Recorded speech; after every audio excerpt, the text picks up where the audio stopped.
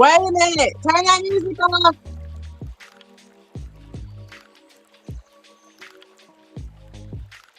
Remsen.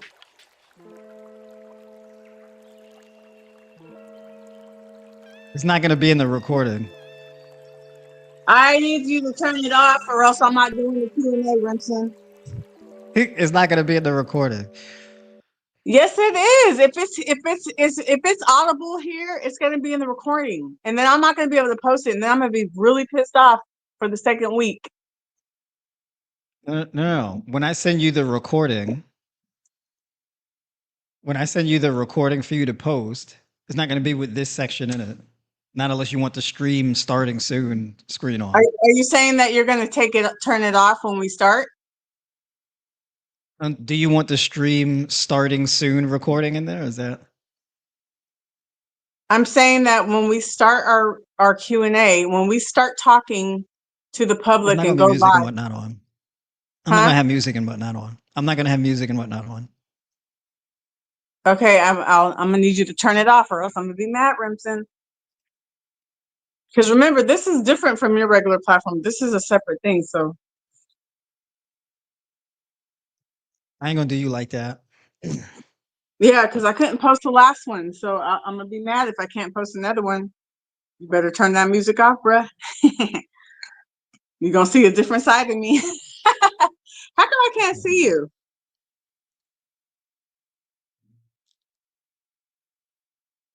Where you at, cuz? I got to put on some pants. Where's your girlfriend today? I'm going to end up doing a Jeffrey Tubin. I'm going to stand up in the middle of the stream with no pants on. With a bottle of lotion sitting on the desk. Yuck. You're not live yet, are you? Yeah, are you live? Yeah, we live. Yeah, we live, yeah. Oh. Okay, you're going to officially do it. Make sure we get the Jeffrey Tubin joke in there. You're going to officially talk, like do it officially, start intro type thing, right? Yeah, that's right. You're funny. Like, I didn't know we were live, Vincent. You're so silly. That's right. People can't be thinking I'm a stiff, you know.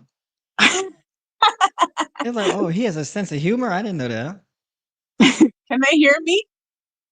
Since I'm not in the thing yet? You don't drop no slurs or nothing like that. Don't do that. All right, don't say nothing, no misogyny, no racism, no. All right, try not to do any of that. All right. Right, baby, don't come around here naked because he's live. Go back in there, put your towel on. No, I'm just kidding. They'll be coming out swinging. You know what I mean? Have you been hearing about some girl named Dodash? No, what's that? This girl that like blew up on YouTube recently, and I'm sick of hearing. I'm just sick of hearing her name. I'm sick of her videos coming on my feed when I don't even subscribe to her. I'm sick of everyone making videos about her just because she blew up all of a sudden, and she ain't even doing nothing but talking about how much she makes on YouTube and how many subscribers she has now. I'm like, I'm over it. Okay, maybe I'm hating a little bit, but the point is that I'm sick of hearing about hating. You hating, okay? Bringing that negativity, okay, to the stream. We can't be doing that. Where's everybody at? They're in the comments saying about how they can hear you hating. They ain't in the comments. Are they? Wait, put a one in the chat. Yeah, put a one in the chat if y'all can hear her complaining about other people getting money on YouTube. Somebody said, I'm feeling this live. Do you know last night I had all my people saw a different side of me on YouTube Live. I was hot. There were some trolls on my thing, and they were, you know how you could put comments, but they would say the same thing like 10 times in a row, and they kept doing that so other people can't even put their comments in. And I was getting so mad, Remsen. That was a different side of me you've never seen before. I was hot. The devil came out of me. See, this is the problem with actors. You know, you got to put all kind of extras on everything. Shut up. No, I was heated. No, my temper My temper came out, and because it was irritating, because it was like I was trying to come on there and do a healthy, nice little, plant-based live, showing everybody what I got at Sprouts and Trader Joe's, and I was all excited about going live, and these fools coming on there keep saying all this stuff and then writing it over and over again in the chat so like nobody else can write any. Oh my God, they had me hot, and I couldn't figure My out how to man, block them. Huh? my man Ronald was in here like, keep this go. Forget the nutrition. We got to keep this going. Ronald, what's up, Ronald? She What's said up? we got to hear drama in the chat. We want to hear. We got to hear. So we got to spill the tea. People like drama, huh? People like drama. They said we need this. We need this smoke. Forget the healthy stuff. That's right.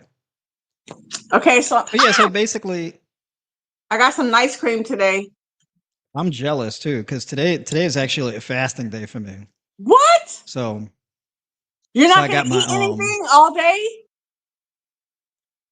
well after 24 hours. Lord. Wow. Yeah. So so How do you do it? basically, I don't know how you do it. I'm doing my alternate day fasting. You know what I'm being? I'm being a responsible driver.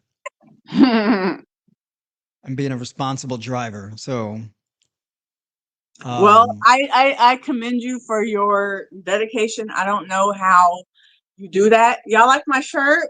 This is my boy's shirt. I love this shirt. I love the colors. It goes well with my earrings, right? My bracelet and my so, ring. so you're always styling and profiling. You know what I'm saying? You That's how know, you doing. you got to coordinate. You got to coordinate. Got to coordinate. That's true. Yeah. What's Styling up, and everybody? profiling. Thanks for joining. Yeah, we gonna let folks tune pile on in Who's before we really get into it. pros found app talking about Trump 2024? Man, get up out of here now. Oh, you don't like Trump? You didn't vote for Trump? You did? No. I mean, no. I Did mean, you? Okay, wait, people are no, not no, where we, I'm we at ain't gonna, we politically. ain't gonna talk. Okay. I don't even want to get into politics. I don't even want to get into it. Oh, I'll get into, but you know what? I can get everybody to agree with me on politics. Actually, I'm really good at that. Anybody who originally starts out disagreeing with me, I can eventually get them to agree with me. You know why? Because we can all agree. We can all agree. Okay, and we can all agree on one thing: What is that? fruit is the best looking food. Isn't it? It's delicious. Oh, you guys, are we doing a specific topic or is it Q&A free for all? Whatever they want to ask. Look at this. So you didn't read the title of the stream. You just came and plopped right No, on. I did. You see, But we so diet and body odor, best foods so for yeah, clear skin. so we're gonna talk about whether or not if your food is making you smell bad. Huh? I get Because asked about this. some of y'all funky. I get asked about this. They're like, hey, what do I eat to smell better? Right? Let's talk about what So you that's shouldn't eat. Don't be eating all that's that number crap. one. And then downstream from that, we had to talk about skin quality and the health of your skin. So we got to talk about that too. So, how is it that Nicole doesn't age? Oh, stop it, Ripson. Oh, stop. For real? And then we got to talk about how to keep your tan so that you don't, Oh. when winter comes and you're getting less sun exposure, you don't hemorrhage color, right? And then we got to talk about how to avoid getting ashy, right? That's more so Put for some, black folks. we Well, need to everybody talk to gets my, ashy, but it shows what? up on us. We gotta talk to my husband. Baby, where you at? You need to come in for that part because your knuckles be ashy. Just kidding. I love my husband. But he be How you forgetting gonna to put put him on blast like that? lotion on his hands. I'm like, baby, you ain't going in public with me looking like that. Nah, I'm just playing. I love you. He ain't here, but I love you, baby. Wherever you are. Stress makes me stink, I think. Yeah, so basically, yeah, so um I think so basically, well, first of all, folks, welcome to Bowling for Fruit episode number 2. At least on my end is the YouTube version of episode number 2. And on my Um end, when I post it, it's going to be like episode 16. we did 16 already? This is the 16th one we did? Let me see. I don't count the last one we did because I didn't get to post that one. All So right. we did 15, and this is going to be my 16th. You guys, if you want to see episode 1 through 15, go to my channel because we started off on my platform, and then he just straight snatched it away from me. So now we're on his platform. All right. we So were yeah, so basically, yeah, so well, I basically had to say, all right, we're gonna host it on YouTube on my end. All right. So we're gonna have some law and order. All right. We're not gonna do no more scuffed streams on the phone. We're gonna do an official broadcast. Yeah, because we were doing I'm it gonna be on taking Instagram. We were doing it on Instagram, and Instagram sucks. I'm gonna be taking questions from y'all. So basically, drop your questions in the comments, and I'm gonna be addressing your comments, your questions, and whatnot. But I want to start here, right? Because I've been getting asked about this, about body odor, right? I get asked about body odor and skin, and I get a lot of comments about my skin in my videos. How I get my skin look like his skin, right? And a lot of women ask me about this. Um, but starting with smell, because your smell, the way that you smell, would indicate the condition of your kidney health, right? So the way that you smell has indications for your kidneys and your adrenal glands, right? So when you said, Ronald, when you said stress makes me stink, I think that's actually true, right? Because when you get more stressed, that actually builds more acid and toxins up in your body as a metabolic waste product accumulates. A variety of different metabolic waste products, right? So when your heart rate gets elevated, you get more stress, more cortisol and whatnot. You get more oxidative stress and things like that build up. You get a little bit more insulin resistant, and you can develop some cellular congestion that lead to a strain on your kidneys, right?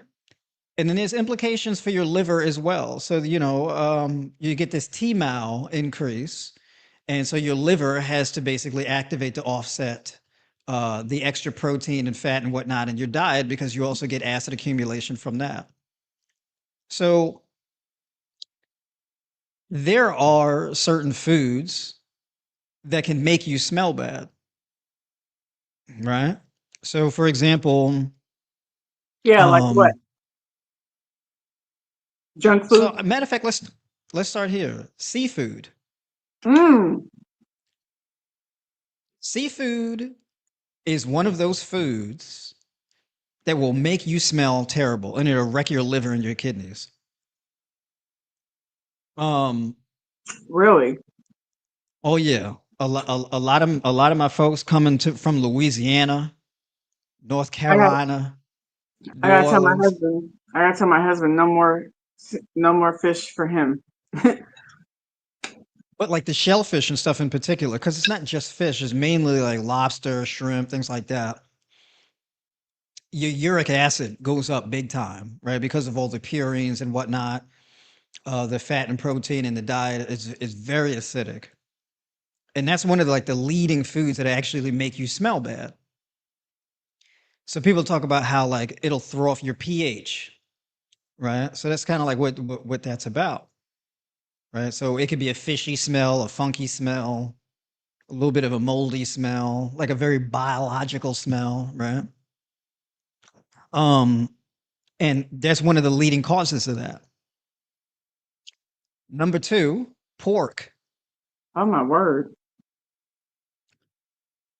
All So right, I'm done. pork consumption, okay, that right there will really throw off your pH, cause you to have high blood pressure, kidney disease, liver disease, all that type of stuff.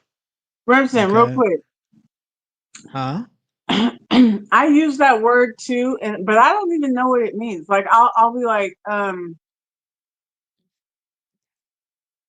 lubrication or something. It helps something like there's certain lubrication, like women as we get older and we go through menopause, our lubrication don't be lubricating the way it used to be. So we might need a little assistance. Anywho, when you're looking at lubrications, you want to find lubrications that will, what's the word? Your pH balance. You want it to something your pH. What is the word? You want them to be water based. No, but you want it to what your pH? You want it to balance your pH? Is that the right thing I'm trying to say? Well, it doesn't. So basically, there's not really like a lubrication necessarily that balances your pH, right? Your diet and lifestyle is supposed to do that. Um, No, what I'm saying is like you don't want it to throw off. So they have certain lubrications that won't throw off your pH. My point was that I say the word, but I don't. What is a pH? What is it? so your pH basically implies your the energy balance inside your cells. And so basically you have this axiom, right, where you have acid and alkaline.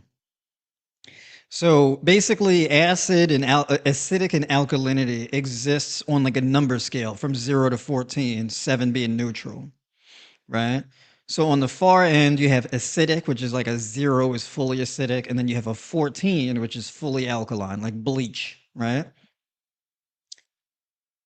And then basically somewhere in the middle is like around a 7, and you want to be above 7, right?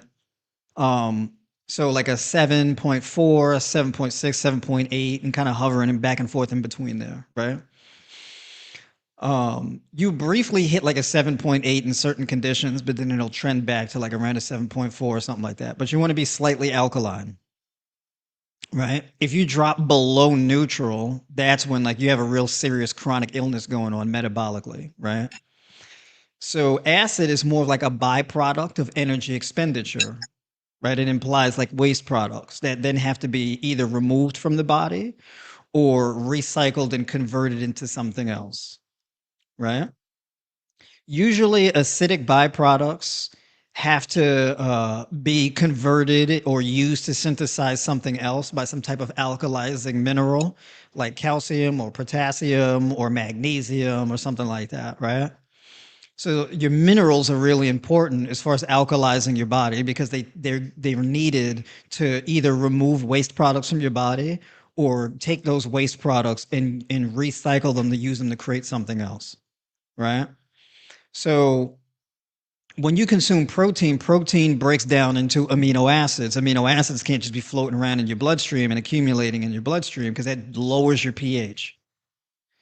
So then your body senses the acid increase and then will deploy other minerals and things like that in order to offset that acid accumulation, right? So your kidneys do this, your liver does this, right? Your vital organs will do that, your lungs.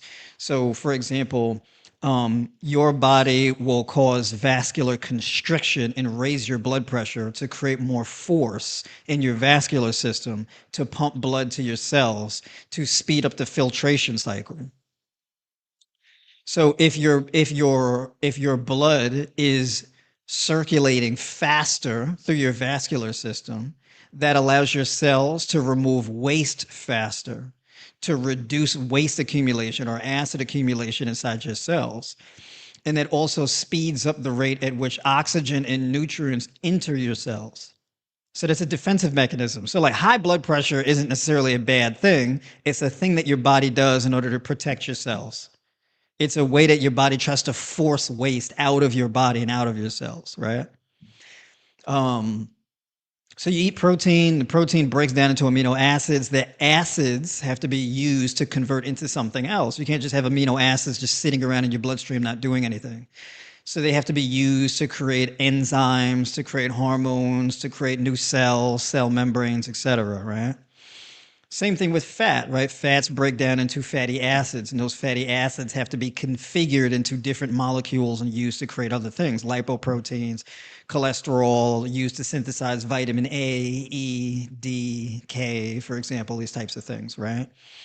Hormones, right? You need fats in order to synthesize like testosterone, estrogen, etc., right? Um, You don't need large amounts of fat necessarily, just like you don't need large amounts of proteins. If you get large amounts of protein and fat in your diet, this increases acid. So as a result, there would have to be an increase in things like oxygen. There would have to be an increase in water. There would have to be an increase in magnesium, manganese, iron, calcium, potassium, and whatnot in order to offset the acid accumulation. Mm-hmm. Right. Anything that reduces hydration or water will throw off your pH. Say Right. that again. Dehydration will Say throw that again. anything that reduces hydration will throw off your pH. Right. So, for example, drinking alcohol will throw off your pH. Smoking of any kind will throw off your pH. Inhalation of smoke will throw off your pH. Right.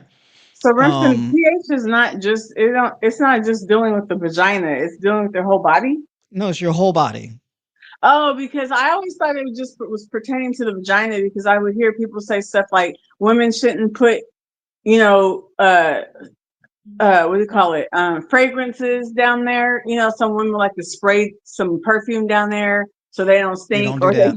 or they might douche or do certain things. And I would hear people say it'll throw off your pH. So I thought it just was pertaining to the vagina, but it's your whole Well, body.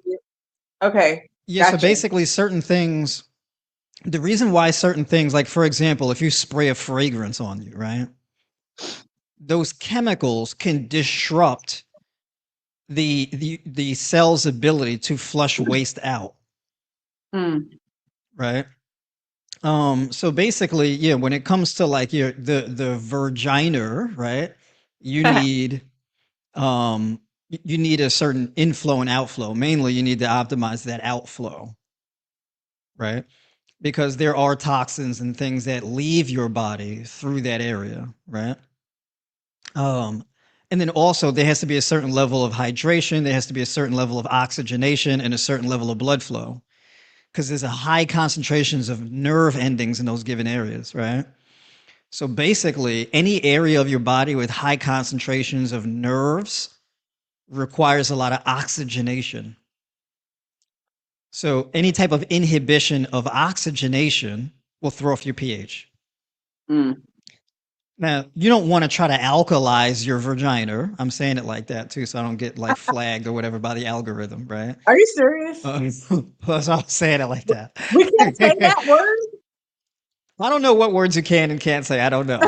We live in scary times, okay? I know, right? Sounds yeah, yeah. So you get flagged for all types of people were getting flagged for saying like antiviral at one point, right? Wh- Oh God. Right when when the sickness was passing through, you gotta be real careful about what you were saying, right? Because I know, especially this thing, yeah, yeah, exactly. You got to be when careful.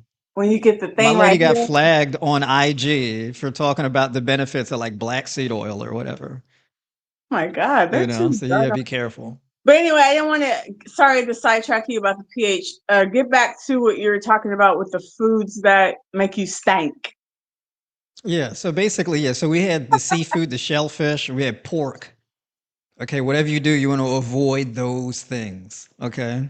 Because that uric acid will run up on you, Mm. flood your liver, and that has very disastrous implications for your kidneys because your kidneys are largely responsible for removing the acidic byproducts that your body can't recycle. Right. So, when people are like, oh, you got to eat more protein. It's like, be careful because your body can only use but so much protein or but so much amino acids at a time. So if you're eating too much protein, it can actually that can really disrupt your pH balance and make you smell bad, What's too right? much? Well, that's the question because too much really depends on like how much food in general you're eating and what your lifestyle is, right? But let's say you have people and they're like, trying to build muscle and whatnot in the gym and train. So they get all this protein in their diet. And you know who's doing it because when they use the bathroom and they sit down on the bowl and they drop a nuclear bomb in the bathroom and the air is thick in there, right? You ever walk into the bathroom but you didn't see who left? You just walk in there and you're like, why does it feel cloudy in here? Is this Why does it feel like there's less oxygen than normal in here? Why does it feel like I feel it on me? What is that? Right? It's thick in here. What Oh, I is can't that? think. Ugh, when I be eating too much meat and stuff, and it just smell like Yeah, a cow died. and as a matter of fact, for men, because women's bodies are better at waste clearance than men's are, so like we die earlier too as a result. We just have you just have all these waste products accumulating in the body, just blowing up the liver and increasing the size of the prostate and all this type of stuff, right? So as a man, even like men emotionally, like bottling stuff up. So like, as you age as a man, you just accumulate more baggage, right? It ends up killing us off, right? But yeah, so basically, you know what I'm talking about. So people on a high protein diet with all of this fat and stuff, and they hit the bathroom, they blow the place out, right? And you can kind of see, right, because it'll stain the hinges of the door a little bit, right? You think things start getting, you see some physiological differences in the infrastructure of the bathroom, right? You get that increase in mold accumulation in the bathroom and whatnot. You're like, "Look, boo Somebody boo, said stank, you need to stank. reduce that protein intake in your diet, okay? Because you're destroying the house, right?" Mm, mm, But mm. yeah, so Oh Lord. basically, you want to eat enough protein, but you don't need to maximize how much you're eating, right? Because you only need a certain amount. Then everything after that is just excessive. It's not necessary. So, but the thing with the shellfish and the seafood and pork and whatnot is because the diet of these animals is largely just waste and slop, right? Like shellfish are like the scavengers of the ocean, but they're like the filtration units of the ocean. So they're meant to help to keep the waste in the ocean down. So you're basically eating the living filters of the ocean when you're eating lobster and crab and all of that type of stuff, right? And Wow. then with pigs, interestingly enough, pig flesh is molecularly much closer to human flesh than any of the other animals people are eating. Really? Yeah, so you're like a degree away from like just being a cannibal when you're eating pork, right? But yeah, so basically, yeah, shellfish and pork, they really ramp up liver disease, kidney disease, high blood pressure, et cetera, right? And so if you have gout or high levels of uric acid or diabetes or whatever, you want to avoid those things like the plague. Okay. Um, and then there's like chicken, right? When people chicken and turkey, oh, well, those are better for you, right? No. Especially not farm raised where they're just eating a bunch of corn and grain and whatnot, right? Because then you get this disproportionate level of omega 6 and omega 3. Basically you get a lot of waste products as a result. That's why people make this big deal about grass-fed beef, right? Oh, they got to be pasture-raised grass-fed cows, and the reason why is because the nutrient profile that the animal has been consuming is like a reliable way of kind of offsetting the harms of eating the animal products. It really doesn't, but there is a benefit. I'm not going to lie and say there isn't, even though I'm biased, right? So yeah, grass fed is better to a degree, but you still have to deal with the excess fat and protein consumption, right? Because you get that acid as a waste product, and your kidneys have to filter out the fatty acids, lipids, and amino acids and whatnot that accumulate in your body. Now, the interesting thing is it's easier to clear out excess amino acids and glucose and whatnot from your body. It's not the case with fat. You don't really excrete much lipids and whatnot from your kidneys. So that kind of just sits in your body. So this is how you can end up getting like, high cholesterol, like high LDL and, atherosclerotic plaque buildup. And you can get like crystallization of fats and acid and whatnot in your joint tissue that leads to like osteoarthritis, rheumatoid arthritis, and these types of things, right?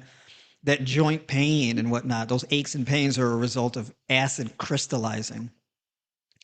Right, because it can be water soluble, but the more of it you accumulate, it shifts into being a solid, and it gets crystallized by methionine, cysteine, calcium, and excess protein. And those things, like they create the solid formation that leads to kidney stones, gallstones, crystals in your joints. And then you get actual pain in your kidneys. It can feel like a sharp stabbing pain. It's the same thing with gout. Gout is like a numbness and a sharp pain and all of that. And that's the crystallization of acid that's not being removed from your body because there's just too much of it accumulating in your body, right? And you can smell it first before you experience those issues. So your smell, the way that you smell, tells a lot about what's going on in your body. So if your smell is getting worse, it's because you're getting an excess level of waste accumulation in your body, and that's one of the first warning signs that something ain't right Hmm. because you smell it first and then you see it, right? So you can actually get See like it? a What do you yeah, see? you can see like a residue. Hmm. So even like like one of the things for women to look out for is like a thicker than usual white discharge, right? And that's the excess fat and protein and the dehydration. And it goes from being like a clear, odorless substance to just being like a kind of a weird, creamy discharge. And if that starts drying out, and then you get like this weird kind of cakish residue, right? A plaque on the surface of your tongue, your underarms getting like a film built up on them, crust in the eyes, thicker discharge in the nether regions, and more of a stronger odor there. You got real problems going on with waste accumulation in your body, right? Um,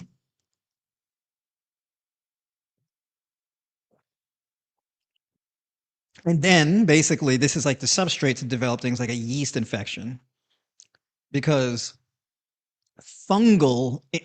like a fungal overgrowth requires an acidic environment. So fungus basically it feeds on dead things. So fungus does. It feeds Hmm. on dead things. So if fungus exists on something, as the fungus grows, the thing it exists on is dying because the fungus is eating it and then using it to grow itself. Right? Um, Now, if you alkalize that air, this is also why things like bleach and baking soda and vinegar kill fungus Mm. because it alkalizes their environment and it disrupts the biofilm that protects their cells. When you say vinegar, does that count as apple cider vinegar as well, or just Yeah, regular? just vinegar in general, white vinegar, red vinegar, apple cider vinegar, vinegar in general, Hmm. right? So when you have like a mixture of like vinegar and baking soda, for example, that's like antibacterial, antifungal, etc. Right? Now, your diet, if you have an alkalizing diet, does the same thing. So if you have like a diet that's richer in potassium, magnesium, manganese, that type of thing, and you have a diet that is rich in like herbs, like antifungal, antibacterial herbs, thyme, parsley, basil, ginger, cinnamon, things like that, you can reverse those issues. So, like, if you're dealing with an odor issue, one thing you really need to do is reduce the dietary fat and protein and increase the leafy greens and the herb consumption, and then have more fruits that are alkalizing fruits that have like this astringent effect. So, grapefruit, pineapple, papaya, apples, cherries, grapes, berries, kiwis, things like that, right? Watermelon. Pretty much any fruit, right? Well, some fruits work better than others. So it's not Mm. any fruit, but like, Okay. there's some like apples are like phenomenal at clearing waste out of your body. So the apple pectin, which is like the fiber in the apple, that goes to your gut and it ferments in your gut, and then your bacteria feeds on that and then creates short chain fatty acids, which is a postbiotic. And that has like these detoxing effects on your body. Apples are also a very rich source of malic acid, and malic acid is really good for clearing out waste, bacteria, fungus, and things like that out of your body as well as protecting your gut lining, right? And so basically, you can get like an excess production of mucus in your body, which is a sign that your body's struggling to clear out toxins, right? So you have different types of mucus, right? You could have mucus in your nose. You could have mucus that kind of solidifies in the corners of your eyes, or like a little white residue in the corner of your eyes. Plaque on the surface of the tongue, a wet cough, mucus that you're coughing up, that type of thing. And that's your body's basically it's an inflammatory response that your body uses to create this mucus, which acts as a gelatinous substance to trap toxins, and then you can expel the mucus from your body, and the mucus basically acts as a transportation mechanism to remove waste. Mm. So if it's not coming out one end, mucus is used to have it come out the other end. Oh, Hmm. throw up? So, huh? You talking about throw up?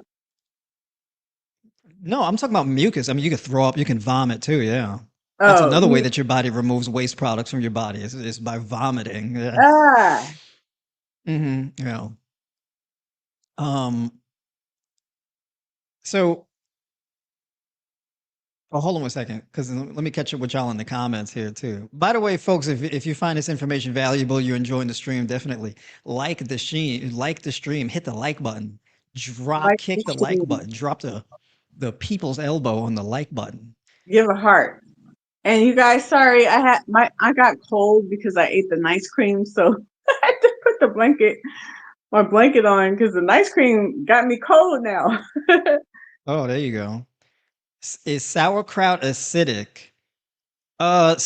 So sauerkraut isn't acidic. It's actually alkalizing because of the effect that it has on your body.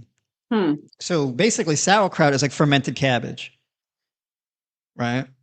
So you may say, oh, well, isn't vinegar acidic? It's alkalizing, right? Um, it doesn't really matter what the pH of the individual food is. The thing that matters is the effect that it has on your body. So sauerkraut is an alkalizing food where it helps to actually increase the diversity of your gut microbiome. Right. So you get a variety of different important minerals and vitamins and things like that. You get vitamin K2 and all types of stuff from sauerkraut. Sauerkraut's phenomenal. It's alkalizing to your body. Right. So it's a straight up health food. It's not acidic at all. No. Mm, good. You know what? Let's I've been see. scared to try sauerkraut. I hear about it all the time. People put it on their salads and all this stuff, but I'm Yeah, scared. it's It really looks good. scary. It looks How's it scary. look scary? I don't know. In the jar, it just looks scary. I'm just scared to try it. What does it taste like? Yeah, what does it taste? I don't know what it tastes like. I don't know what to compare it to. Is it So like is sea moss ginger? okay to help clear the mucus? Yes, sea moss is actually phenomenal for clearing up mucus. Sea moss actually has like an astringent effect that helps to reduce the the what you call the name escapes me, but essentially it reduces mucus output and has like a drying effect that helps to clear up mucus. Um, it's also basically sea moss is like has a full mineral profile, so it's a really good source of alkalizing minerals. So we're talking like iron, copper, selenium, zinc, manganese, magnesium, the whole nine, right? So yeah, sea moss is amazing for that. It's just straight up medicinal. Do you Sea take sea vegetables in moss? general, Do you take sea for moss? me, Yeah. personally, not really. I never really particularly got into it. Yeah. You know, and I'm childish. I'm like, look, the smell is kind of like fish tank. It's like a fish tank smell, Ugh. I bought sea right? moss before from somebody online. They were doing it like with flavors. So like it would be in a jar and it's like jelly-ish and maybe it had Yeah. strawberry flavor or something. So it didn't have that nasty smell because Yeah, you can add flavors to it. Yeah. I'm like, look, yeah. look, the reason why I'm like, more of a raw or high raw diet is because I don't really want to be spending much time prepping stuff. I like the convenience of all I got to do is cut, throw it in a bowl, And eat shake it. it up and eat it. Yeah. I don't Yeah. want to be doing all kind of cooking and carrying on. I don't want to be cleaning and soaking and drying and soaking and cooking and cleaning and boiling. I don't want to do that. I don't want to have all these extra steps for me personally. It's beneficial, but I don't have any illnesses or things that I'm trying to, so I don't have to worry about all of that. But if you do have some illnesses or things that you're working on, you got some detoxification to do, sea moss is a phenomenal option for that for sure. Real quick, sauerkraut, and I've also heard kimchi. People put that on their salads. What's the difference between sauerkraut and kimchi? Are those but like the same thing or? Kimchi is it's a mix of different things. So it's like fermented cabbage, horseradish. It's fermented. It's a few fermented things. It's fermented Mhm. like onions, peppers, and things like that. So kimchi is just a mix of a variety of different like fruits and vegetables. I think there's also like fermented cucumber and whatnot in kimchi. It's mixed with a few things, peppers. That's why it's like really spicy because it's got fermented peppers in it also. Mhm. So it's like sauerkraut, but with extra stuff, right? Okay. Sauerkraut is just fermented cabbage. I'm gonna challenge myself to buy that this week and try it. I'm so scared, but I'm gonna try it because I swear I hear wonderful reviews about it all the time from people I watch on YouTube Hmm. all the time. So I'm gonna try it. I'm scared, but I'll try it. Yeah, it's pretty good stuff. I mean, definitely, it's really good for your gut health, right? Yeah, Do so you eat it it's by a gut itself? health food. What DM said, huh? Do you eat it by itself, or do you put it on a salad, or how do you No, eat you it? can put it on a salad. You can eat it by itself. Yeah, you can do either or. Okay. It's phenomenal stuff. You put it mixing it in a salad. You throw some hemp seeds in there, and Mm, you get your a variety of different leafy greens and whatnot. mm-hmm. Oh, by the way, I got to talk about this. Hold on. Mm. But before I get too carried away, let me get to some of y'all in the comments. Could you eat spirulina for all your protein? I wouldn't do that. No. Yeah, I wouldn't rely. Spirulina isn't necessarily like a reliable protein source, I would say. Yeah, and it's not like Um, really high, right? Like what? I What? mean, it is. I mean, there is protein in spirulina, but I think that you need a variety of protein sources, right? So I wouldn't pick one thing, but Yeah. it is like a significant in protein by weight. So I get the point you're trying to make. What's Oh, let's see. spirulina? I Do feel a they glow when measure I it? eat my home fermented sauerkraut. It's so easy to make. Yeah, I mean, you just let it ferment. I mean, the bacteria just does everything for you. Yeah. And you said it's cabbage fermented. Fermented cabbage. Yeah. Interesting. So wait, how do you ferment cabbage? You just put it in a jar with some water in it? Yeah, you like water, what is it? I believe water, the vegetable, and I think vinegar. Am I mistaken in that? You can add vinegar to it and like salt, right? I'm not a fermenting greens expert, so somebody could correct me in the comments on that. I don't ferment my own vegetables. Mhm. I had just recently started like what is it? Like I just started last year with like actually fermenting, not fermenting, sprouting foods. Like I was like sprouting legumes and quinoa and things like that. But I haven't gotten around to fermenting things yet. Hmm. Being authentic in life helps a bunch with health. Seems to overrule toxic stuff to some extent. Yeah, I mean, when we get into like emotional wellness, being your true authentic self, being true to yourself, it takes a lot of pressure off of you to try to be something that you don't normally feel comfortable being. Amen. So that's true. I mean, authenticity is one of the best things that I've cultivated in my life personally. It takes a lot of pressure. Okay, here we go. Salt, 20 grams per liter. Oh, so you just add salt. You don't even need to add vinegar. That makes sense. So 20 grams per liter, and that's it. And then you just let it ferment. Okay, there you go. Oh, okay. That's interesting. Dexter Young, I use spring water and sea salt, no vinegars. There we go. Mm. There we go. Okay. Dexter and Let's Ronald, see. are you guys plant based? Are you raw? Are you either or of those? Either or? Is there any one fruit that ticks all the nutritional boxes? That's actually a very good question. All the nutritional boxes. So here's the thing, right? I don't think that there's any food, period, that ticks all the boxes. So like what I mean is like Nope. So like let's say for example, if you wanted to get a certain amount of selenium, if you wanted to get a certain amount of zinc, if you wanted to get like a certain amount of like EPA, DHA in your diet, are you going to be able to do that with just fruit? No, Nope. right? Mm-mm. Like for me, when I say like a fruitarian approach, I don't mean to swear off anything that isn't a fruit. It's not what I mean, right? In the same way, where like you have vegetarians who still eat eggs.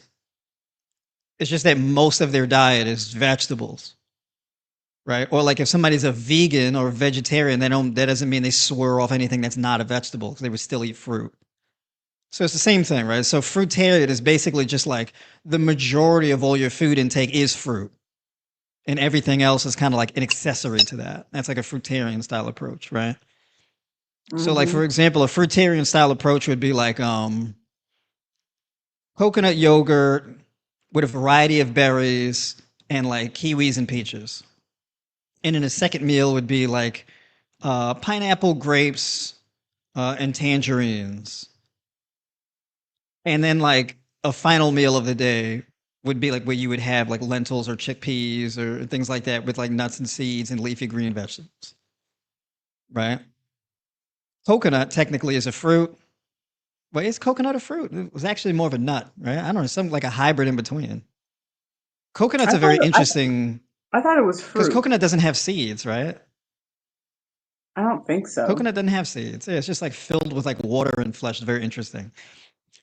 But people But it's not classify really. it. People classify it as fruit though. Yeah, they classify it as a fruit, But and I'm it's like kind of not like, though. It doesn't have a seed. I just thought about that. I mean, yeah, you just brought that to my attention. Like it doesn't have a seed. coconut's And seed a and it's fruit, all an fruits have alien seeds, food. right? All fruits have seeds, right? Yeah, so basically, so coconut is a nut. It's the largest nut. Yeah. Because I'm like, Mhm. actually, it's not really a fruit. It's more of a nut. Now, the interesting thing is like nuts and seeds actually come from fruit, or like pods or whatever, right? But fruit are kind of like pods. So it's interesting. It's very interesting. But in any case, yeah. So, but my Hmm. point is that like a fruitarian diet is mostly going to be nuts and fruits. But then you have things on to the side of that, like legumes, like beans, technically are a seed, right? Like, yeah, Really? yeah, whole grains technically are a seed.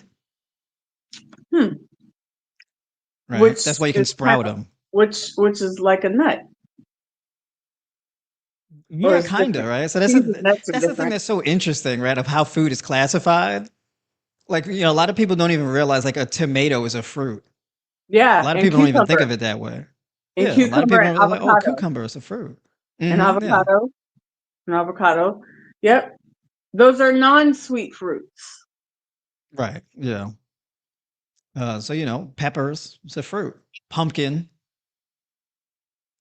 right? Butternut squash, it's fruit. It's very interesting. Yeah, so like the cashews, again, like cashews, right? You could more of like a fruit. Yeah, But when people refer that's to like the cashew seeds, that's the thing that you're eating. But you get like cashews, and it's like they're like in this little pod. hmm You ever seen cashews, like raw cashews, the way that they actually grow? I've only seen them in Trader Joe's before the Yeah, raw. I mean, no, or like like on a both. tree before they're Oh picked. It's no, no, crazy no! how they look. Really?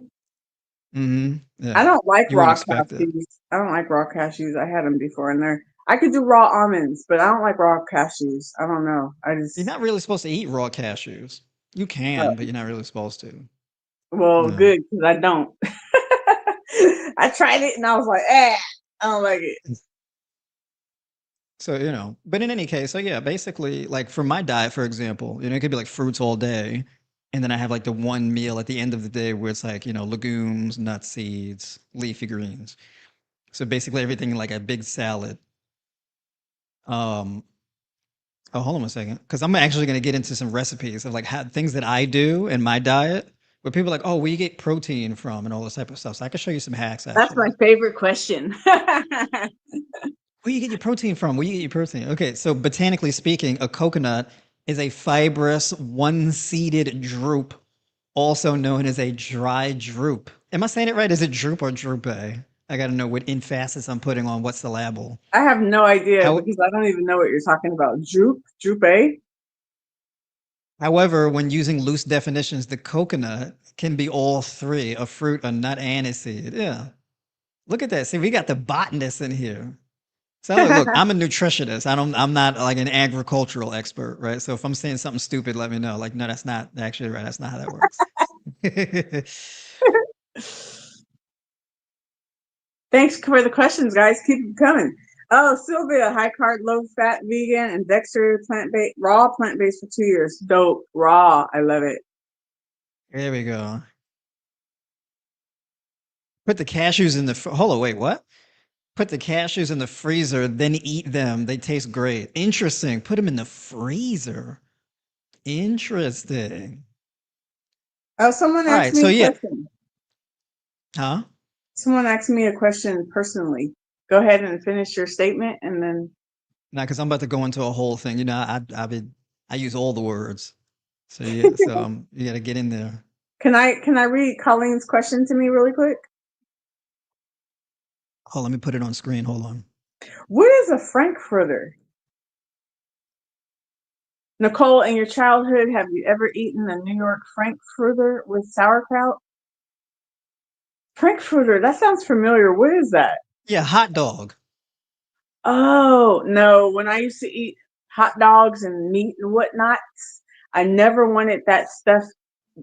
So that's what that, I used to see people with that stuff on it. I never wanted it on there. I would just want mustard. And I hated relish. Couldn't stand people eating relish. I don't like the smell. I don't like the way it looks. I just like uh mustard only back then. You know, I'm kind of missing a hot dog. Wait, hold on. I think it's because I just came off of 30 days raw. So I'm having all these intense cravings. And I haven't had a hot dog in 15 years. And while you saying that, it just made me remember what hot dogs taste like now. Well, okay, sorry. Moving on. Go, Ribson. Let's see. Could it be possible for fruit originally?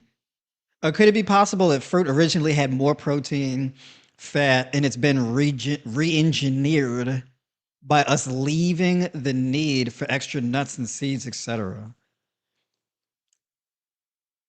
Actually, yeah. So that's a good question, right? I don't know if I could really definitively answer because I would have to look into that. Like, what are some of the biggest changes over time? So here's what I do know is our fruits now are larger than they have been previously. And the reason why is because you have way more CO2 in the atmosphere. So you have way more of like this greenhouse effect. We have more of this more carbon dioxide in the atmosphere, and that feeds the plants, and it enhances photosynthesis. So they call it the greenhouse gas effect because we have more of this carbon dioxide in the air, and it's amplified by the by the sun rays. And so basically, it has a literal greenhouse effect. So you develop more heat energy as a result. And so the plants feed on this excess of carbon dioxide and they grow faster and larger. So you get more development of sugar and glucose and whatnot. And then in turn, we get more oxygen in the atmosphere.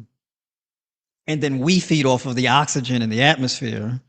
And then we increase in size. Right? Mm. So basically, if you want to grow mammals larger, increase oxygen in the environment and they grow bigger.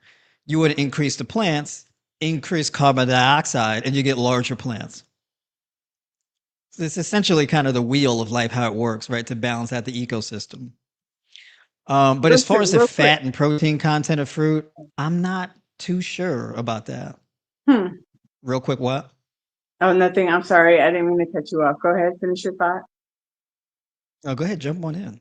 This is kind of sideways and off subject, but this pros found app keeps emphasizing Jillian Berry and how look, I know Jillian Berry. Me and her cool. I interviewed her. She interviewed me. Yes, she's a great raw vegan. She has great energy. Yes, she does. I'm on her channel. She's on my channel. We both interviewed each other, and yes, we know all about Jillian Berry. Everyone knows Jillian Berry. They keep stressing her name over and over in the comments. I'm like, okay, enough. Nah. But anyway, yes, we love Jillian. Okay, go ahead. Who's saying what about Jillian? Who? Pros found app. They mentioned her a few times. They keep stressing how great she is and how she has great energy and all. And I'm just like, yes, we all know. Well, I this is know an her. app on your phone. No, no, no. That's their YouTube name Oh, I in don't the know. comment. Pros found. They mentioned her a few times, and I'm just like, yes, we all love Jillian Berry. I've Oh, I interviewed don't her. know. She's Yeah, interviewed me. yeah. She's like She's a great. yo. She got to bring me on. Huh? She got to bring me on. She got because I've seen her stuff pop up. She got to. I don't think she knows who I am yet, though. She's raw vegan. Yeah. Yeah, when I get big time in the raw space like you know what I'm saying? Maybe she'll reach out. Whatever. You're bigger than me, bruh. You's I'm famous. I'm I'm just bigger physically as a human being, right? Ugh. But yeah. We So yeah, love Jillian. basically I would yeah, because it would have to be like a database or something that actually records the micronutrient and macronutrient profiles of fruits over the generations. So that'd be actually very interesting to see how they would figure that out, in like an archaeological time machine. But yeah, that's a very good question. I wish that like, well, actually, no, that's not true. Because I kind of wish, but I don't. Right. So here's the thing: all natural whole foods are not high in all three macronutrients simultaneously. And what's interesting is the human diet is not supposed to be balanced in an even split between all three macros. That's actually not how the human diet is supposed to be. So with the three macronutrients, it's more of like a pyramid. So it's like a triangle. So the triangle can be flipped to be dominant in two of the macronutrients and minor in one of the macronutrients. Or you can flip it and and the diet is really dominant in one micronutrient and minors in the other two. And so you can rotate that triangle. But you can't have all 3 points pointed up simultaneously. At least one of them has to be pointed down, right? So when we look at any like food, it's either going to be dominant in carbohydrates with a decent amount of protein and very low in fat, or it's going to be very high in fat, very low in carbohydrates. If it's really high in fat, it's going to be really, really low in carbohydrates and a decent amount of fat. So any food is usually going to be like that, right? So like your diet is supposed to be structured in a similar way where if you wanted to optimize your health outcomes, your diet would either be really dominant in carbohydrates with a moderate or decent amount of protein and really low fat, or your diet's going to be much higher in fat, moderate amount of protein, and like virtually no carbohydrates. It's usually how your diet is supposed to be structured, right? And your diet is supposed to be accompanied by your lifestyle. So, like for example, like if you're following like a fruitarian approach, Mm. you're going to be doing a lot of eating because you'll be getting a lot of food volume in, right? So you actually eat an abundance of food. So your diet is really, really energy rich, but it's not really particularly high in protein or fat. And you may say, well, what if I want to build muscle? Well, a fruitarian diet is actually really, really good for building muscle because it's so energy rich. So it's really geared for like cellular growth. This is the reason why like the most muscular animal and the leanest animal in the animal kingdom is fruitarian. They just eat fruit, right? I'm talking about apes or like gorillas. They're like Yeah. 9% body fat and they're crazy strong. They're jacked and they just Wow. eat fruit. 9%, 9% body fat. Yeah. Wow. Yeah. And they mainly just eat fruit. Nobody's like, oh, where do they get their protein from? But the sheer amount of volume that they eat is very high in fruit or just a lot of volume in general. But the thing is, so they basically, it's an insulin dominant diet. It's very rich in glucose, very rich in energy, water, oxygen, that whole thing. So like if you wanted to maximize like cellular growth and muscle building and whatnot, you would just cram the fruit or the carbohydrates in general. And if you have an insulin dominant diet, it just grows your body. You get denser bones, you get bigger muscles, you get a larger brain, and all of this type of stuff, right? You get more solid, hard bones. Like it just supercharges you as a human being, right? Now, of course, your appetite will be through the roof too, because you're just supercharged. It's like being on steroids, right? So it's just crazy.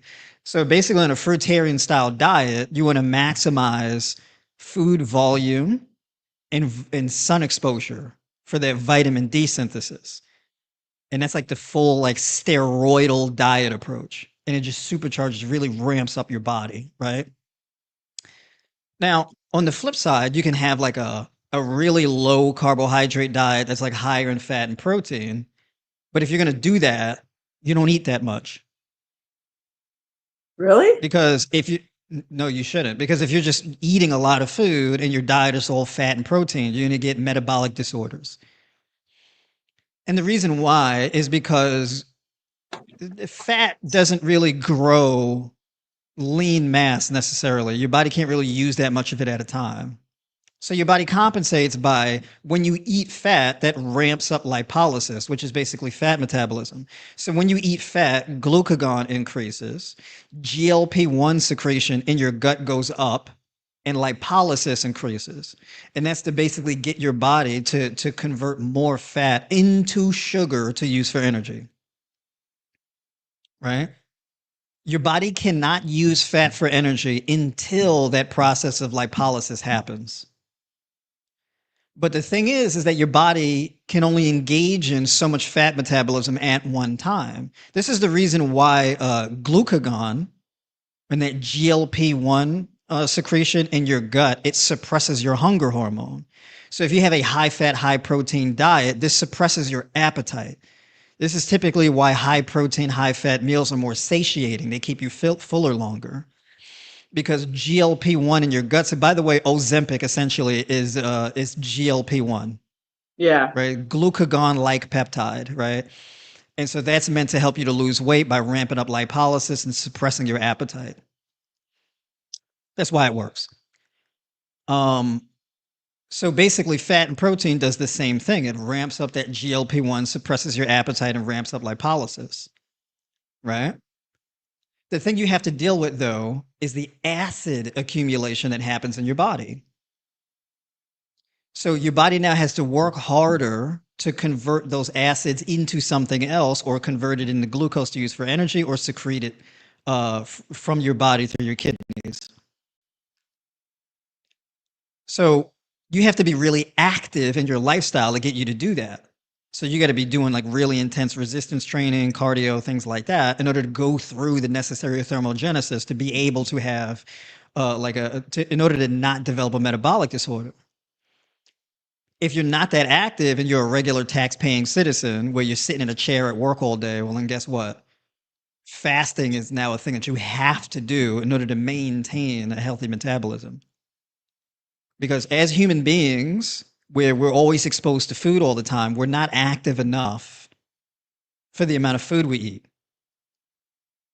So this is why like obesity and metabolic disorders are such a problem, because people don't understand that concept of that triangle that I mentioned earlier, right? 2 points up, 1 down, or 2 points down, 1 point up. Your diet has to be formulated that way. If you try to maximize what, like, oh, I want to balance carbs, fats, and proteins at the same percentage straight across the board, and you want to like have each one even, you're going to cause a metabolic disorder, because that's not really supposed to be how your diet is structured.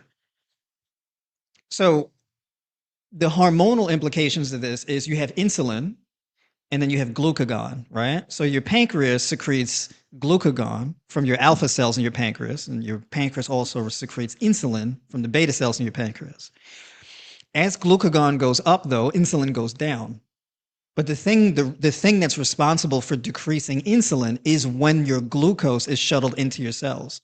So you have a certain amount of glucose or sugar in your blood at any given time, and insulin is responsible for shuttling that glucose into your cells. As that glucose enters your cells, your blood sugar drops and your insulin levels come down and glucagon goes up. However, if you're balancing foods that cause glucagon to go up, and then you're also eating foods that cause insulin to go up, you can't have both going up at the same time. So you're giving your metabolism these mixed signals, and that's what creates a metabolic disorder over time. Right? So essentially, like, oh, you have a healthy functioning metabolism until you don't. And that Mhm. typically happens around like 30 years old. Right?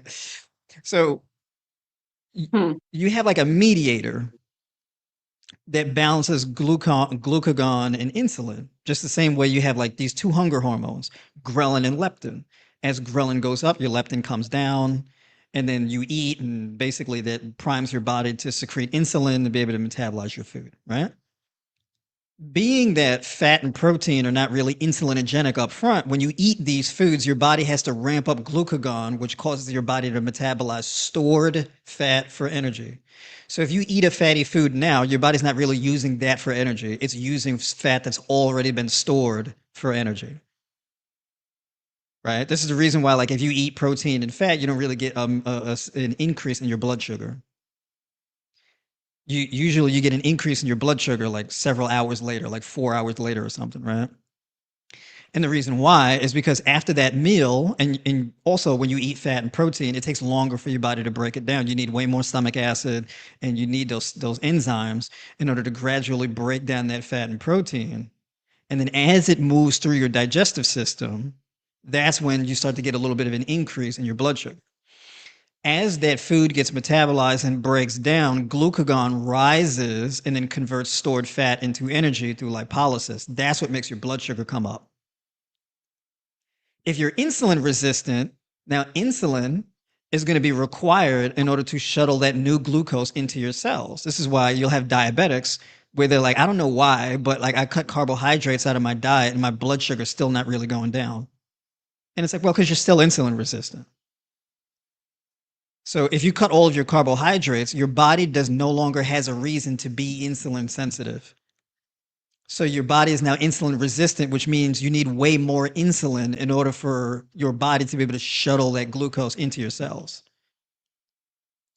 When you become more insulin sensitive, your body needs less insulin in order to shuttle the glucose into your cells, which means that your insulin comes down quicker and your get better fat metabolism, better weight loss results, and all that type of stuff.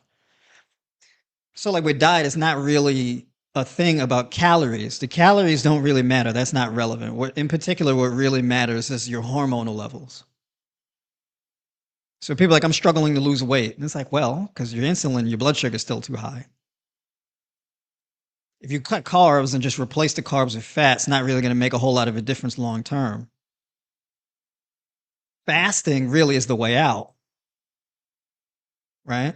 So you can burn more stored fat, but you're dumping more fat on top, which evens it out. So this is why like people who do a keto diet, all the weight loss is up front and then it stalls.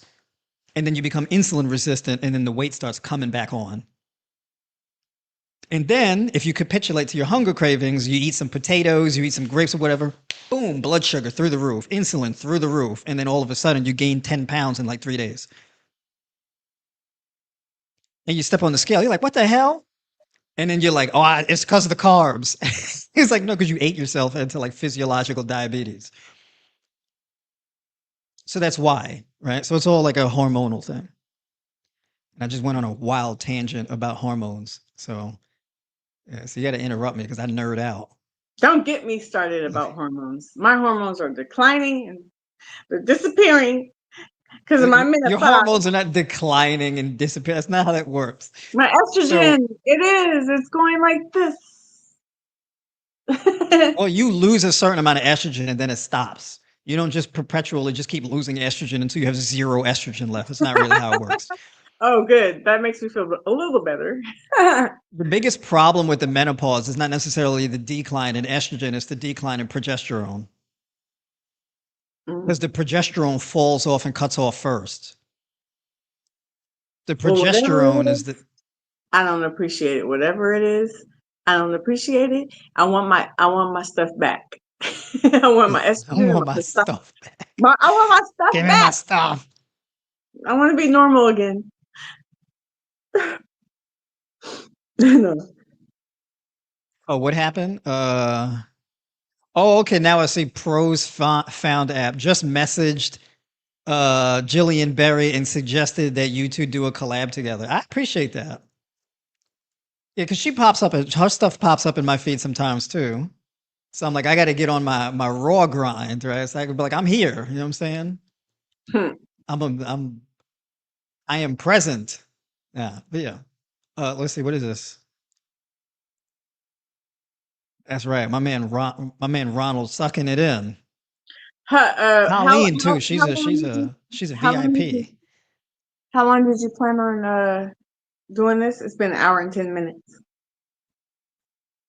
Anna, you got to stop me because I could just go. You got to let me know. You know what? 10 more Because minutes. yeah, so we'll do another 10 minutes. Oh, hold on a second. I have an important question. I found out my body is not producing testosterone. What fruits and veggies can I eat to change that? Okay. Wait, are they not So, producing it because they're in menopause? Oh no, well, that's not. if I would assume that Zedric is a male, Oh, never mind. so yeah, I would assume that this is a bit of a different issue, right? So Okay. Sorry. Thought you were a female. Sorry. there's a lot of different reasons why the human body cannot be developed, cannot be produced. So, for example, when it comes to your testosterone, you can have total testosterone, and then you can have free testosterone. So you have a lot of guys where they have a high total testosterone and a low free testosterone. If that's the case, what's happening is a lot of your free testosterone is being bound up. It's being chelated by something, and probably you're storing an excess in your liver or whatever the case is, and it's not. You have a low concentration of testosterone in your bloodstream, right? It could be that. It could be an issue where um, your body is more prone to insulin resistance, and if you're cutting carbohydrates, that could suppress your testosterone level, Oh wow. right? So basically, in order to have adequate levels of testosterone, testosterone production is a very energy intensive thing, right? So basically, if your cells are insulin resistant and they're not getting the glucose necessary, you have like this metabolic constipation that can drive down your testosterone. A lot of the times, for in my experience, every man with low testosterone is insulin resistant to one degree or another and chronically dehydrated. So they're usually insulin resistant, oftentimes having high cholesterol, which is hyperlipidemia, which is like the fat version of diabetes. Mm. Um, or like and or they have high blood pressure, right? So basically, and then this has like cascading effects that affect like the hormonal output from the testicles. So then the name of the game really is metabolic decongestion and improving insulin sensitivity.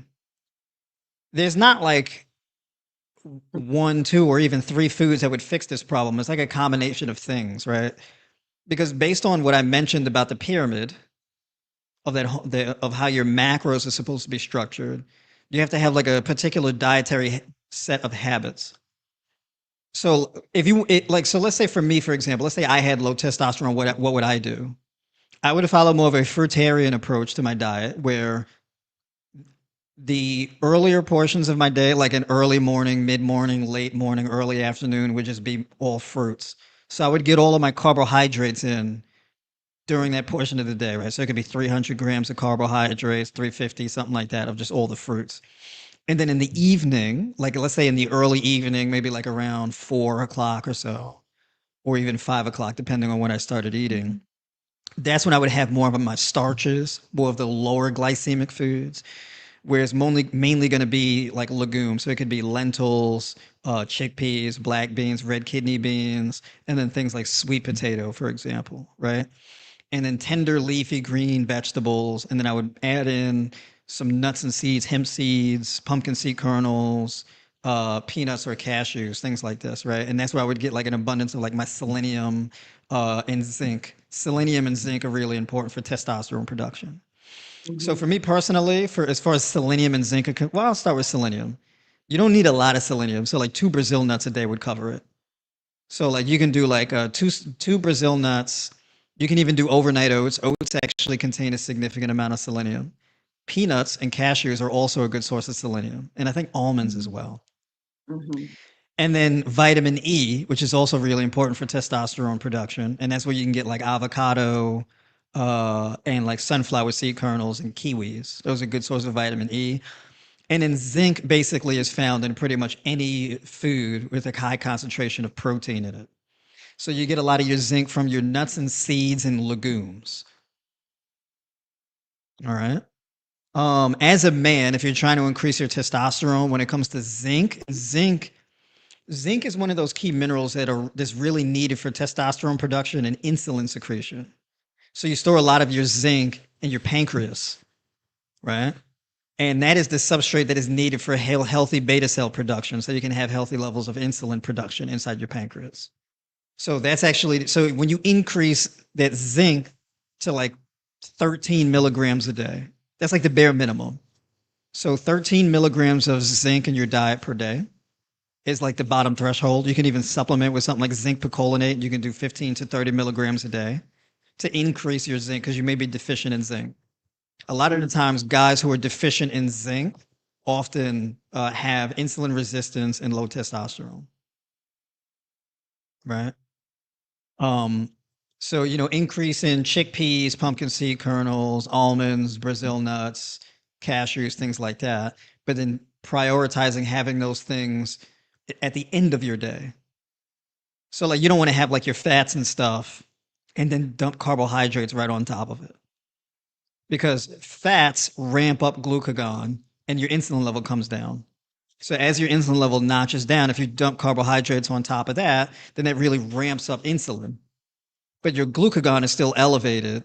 And so you have this friction between your hormones and that trade off.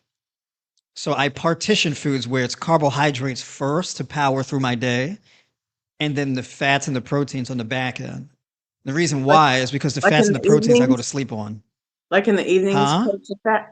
In the evenings, you should eat the proteins and the fats. Right, exactly. Because I don't need that upfront energy in the evening because I'm not active in the evening. Right? I'm getting ready to go to bed. Mm-hmm. So I want to prioritize filling my energy stores from the morning on up to like mid afternoon. And then I can start to prioritize more of like my proteins and fats. Right. So that's pretty much how I'm partitioning my day if I'm trying to improve insulin sensitivity, testosterone, that type of thing. Then there's also like you have men who confuse um low testosterone and like poor blood flow. But they're correlated, but they don't map on perfectly. So a lot of men have a testosterone deficiency because they're magnesium deficient. So it's going to be a combination of magnesium deficiency, which leads to vitamin D deficiency.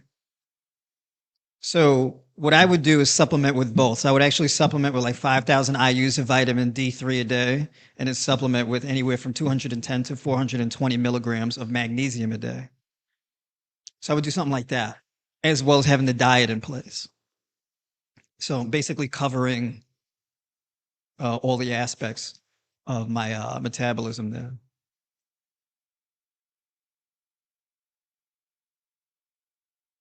I need to figure out a new structure for my eating because you said I shouldn't be eating the fat during the day. Can I still have fat during the day though? I mean, you Or you said can. I'd probably keep it to a minimum of like 20 grams of fat per meal if you're going to have it in the in the earlier daytime? portion of the day. Hmm. Mm-hmm. Okay. I keep that. So, I mean, keeping the dietary fats to a little bit of a minimum 5, 10 grams of fat, something like that, or even less than that. Mm-hmm. The reason why I like the fruits so much is because the fruits are like, it's like a maximum of 1 gram per serving of fruit. There's more protein in fruit than fat. Let me say that. Let me hear. There's more protein in fruit than Yeah. fat. So, like, so basically, for the overall macro content of fruit, carbohydrates is number one. Number two is actually protein. Fruits usually Hmm. contain anywhere from 3 to 4 times the amount of protein than fat.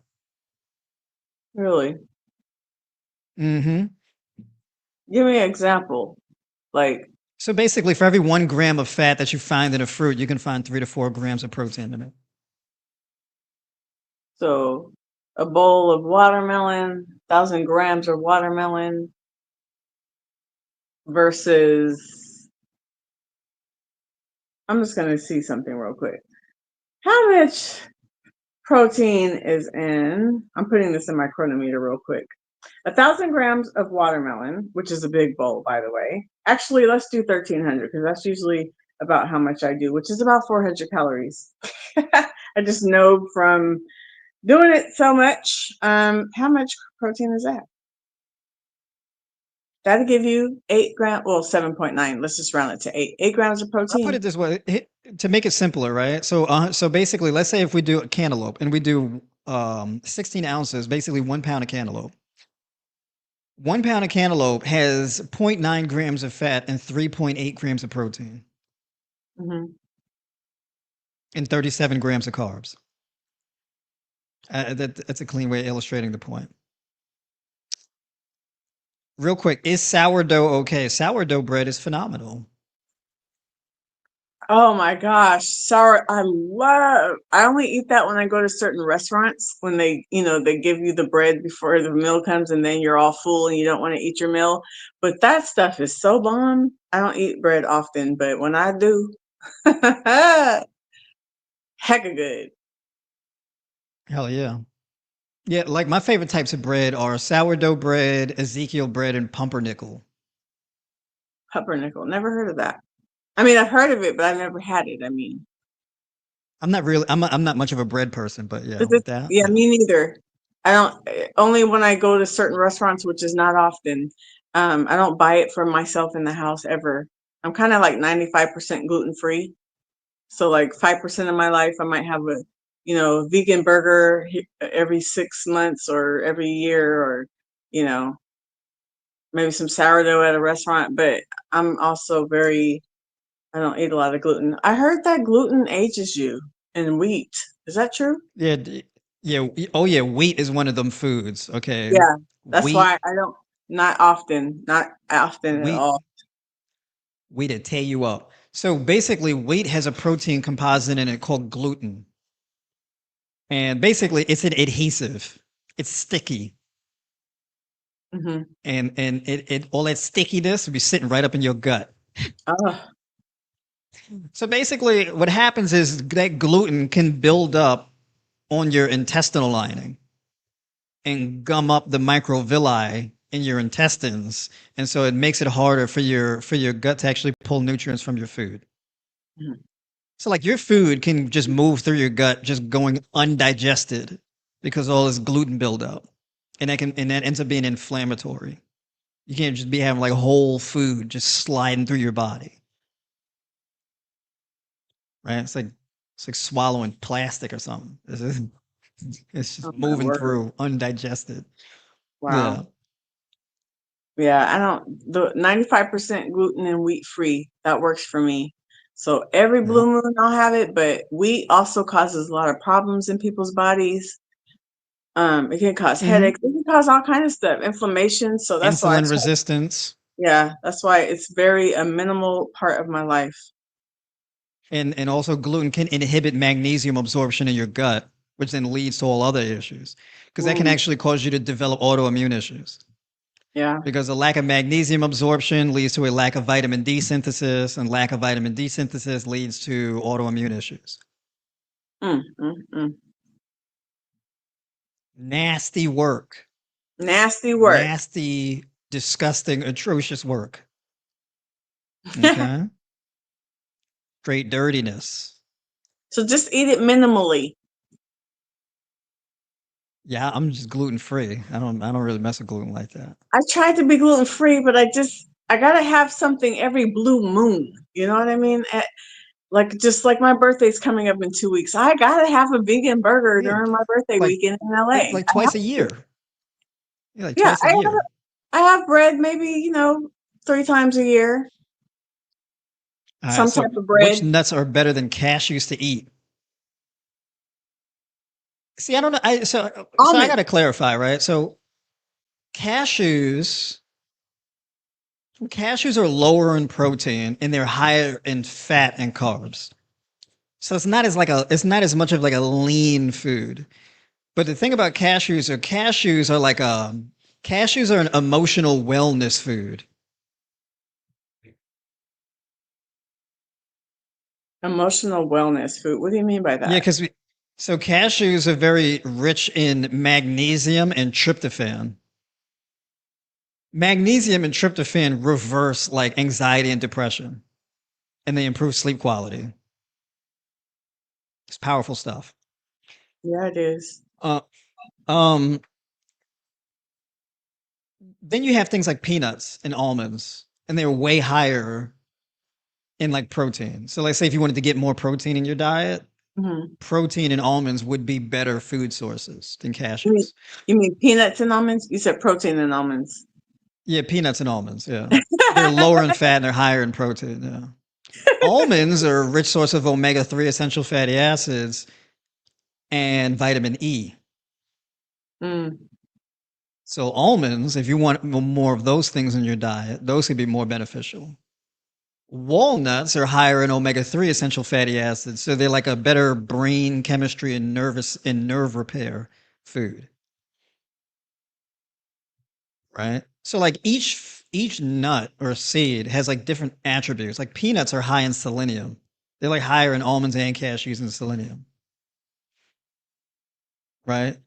So it depends on why you're eating a particular food. So like I wouldn't say one is necessarily better than the other. They're just different. So it depends on Yeah, what your strategy and your overall diet plan looks like. I eat them all. I like cashews. I like pistachios. I like peanuts. I like almonds. I eat them all, variety, change them up here and there. Mhm. You know, like pumpkins kill Pumpkin parasites, seeds. fungus, and bacteria. Pumpkin seeds. Oh yeah, Uh-huh. So if you're fighting off an infection or something like that, pumpkin seeds. just throw down some pumpkin seeds, y'all. Just throw it down. Just throw it back. I didn't know that. That's interesting. Hmm. Hmm.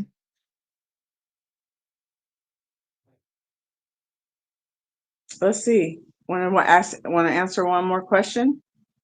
Yeah, let's get one more in here. I feel like I did a poor job at getting into all the questions in the comments.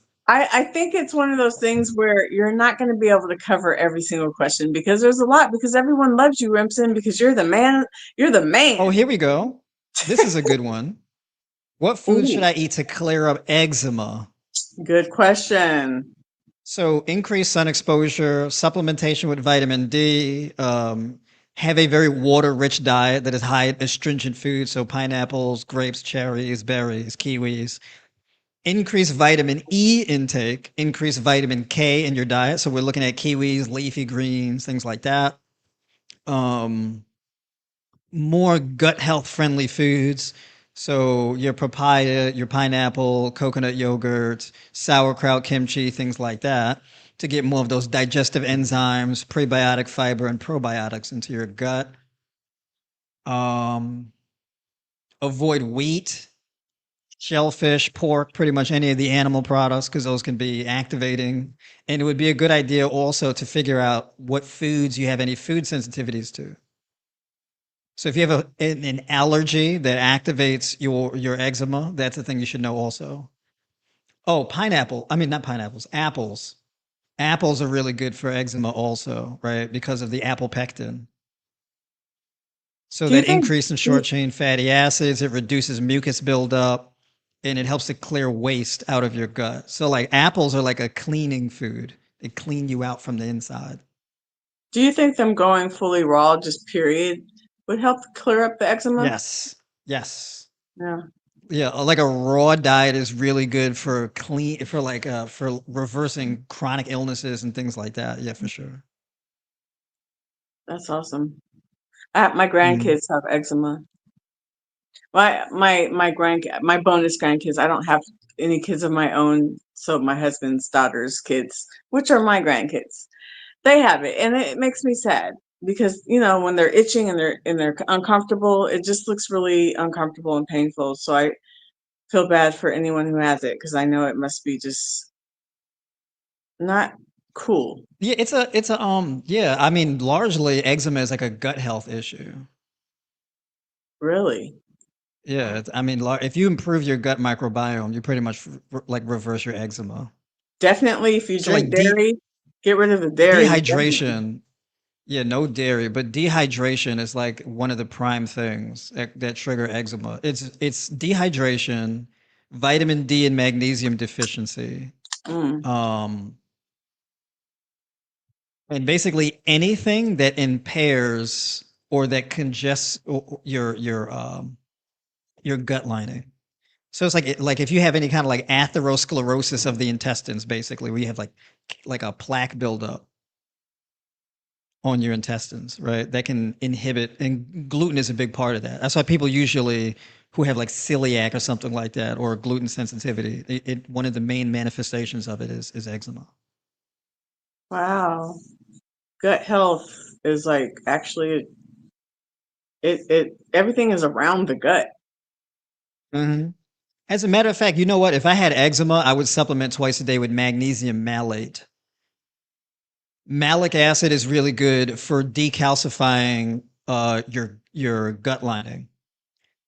So that increases blood flow to your intestines. It removes that mucoid plaque buildup that can develop in your intestines. So it frees up your intestines and improves the effectiveness of your microvilli's ability to pull nutrients from your food. And that leads to better levels of hydration, and that improves your skin quality. So, like one of the best things that you can do to improve your skin quality is to increase malic acid and vitamin C in your diet. Apples are a really rich source of vitamin C and malic acid. Apples, pears, pineapples, cherries, pomegranate, watermelon, grapes, cucumber. Cucumber's a big deal, actually. I love cucumbers. They don't taste like anything, but they're so refreshing. And then your tender leafy greens. Hmm. I would chill out on the cabbage and broccoli. That may be too much sulfur, and that could be an irritant on your gut. That's why people be getting gassy off the broccoli, right? People eat that broccoli and then Sorry, hit the baby, toot you're toot. gonna have to sleep in the other room tonight. Yeah. That broccoli You be know, going to work on people, man. right? People know what I'm talking about. They eat that broccoli and their gut go like this. Like, oh. Man, it's so So you eat interesting tender leafy how greens. these healthy foods can just give you so much gas. It's a bit, yeah, because of the sulfur, right? Because broccoli is actually a very rich source of protein. Hmm. So if you It have like has, an agitated gut and you increase that protein intake and then you combine it with starch, because broccoli is also a starchy vegetable. So starch combined with high levels of protein, and then also if it's like very cruciferous, like very high in fiber, that's like the trifecta. That's why people have problems with like beans and broccoli, because of the high level of protein, starch, and fiber. That insoluble fiber, all three at the same time, right? You know, some people their gut don't really handle that too well.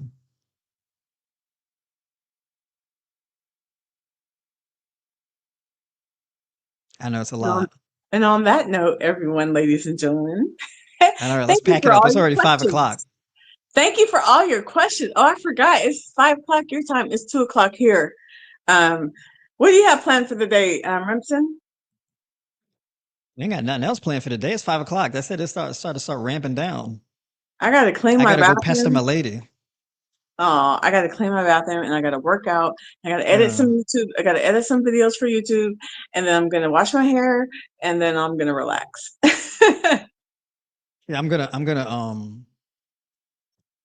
gonna lightly moisturize my face with some castor oil, and then I'm gonna proceed to go and try to give her kisses on her forehead.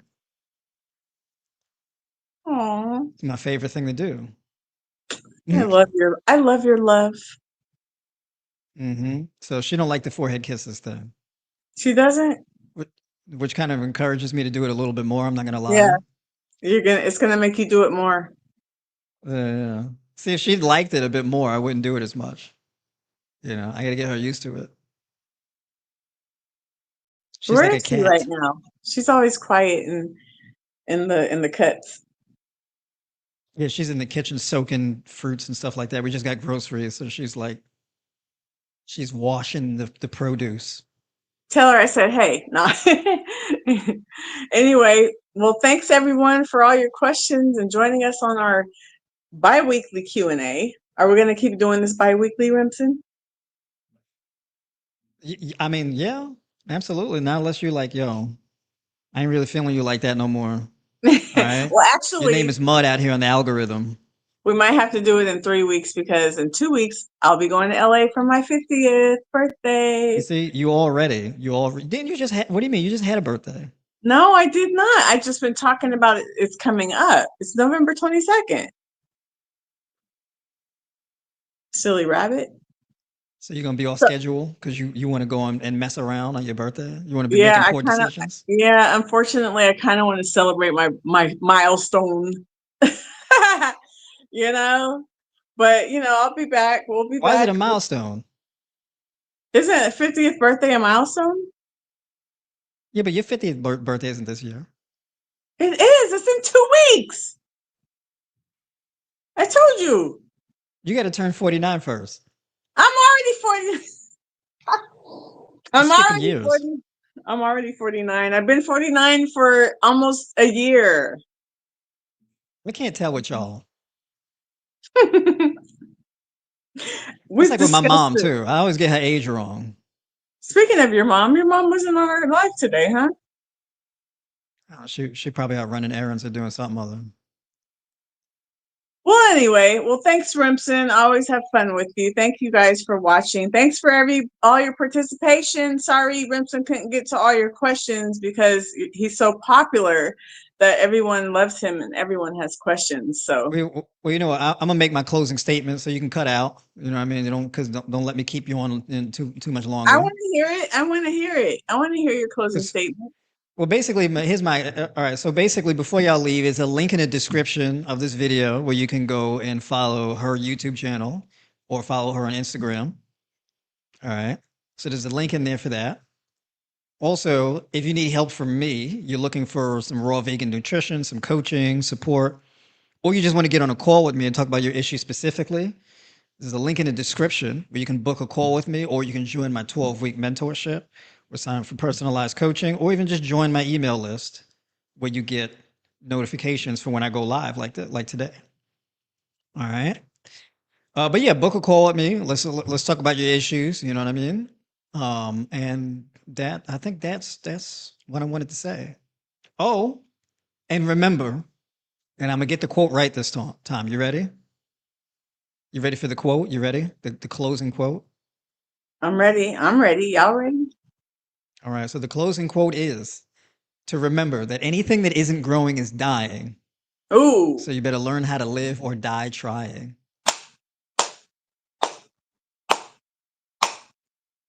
My arms that look ridiculous on now camera. Look at that this. was a way to end. That was That's dope. right.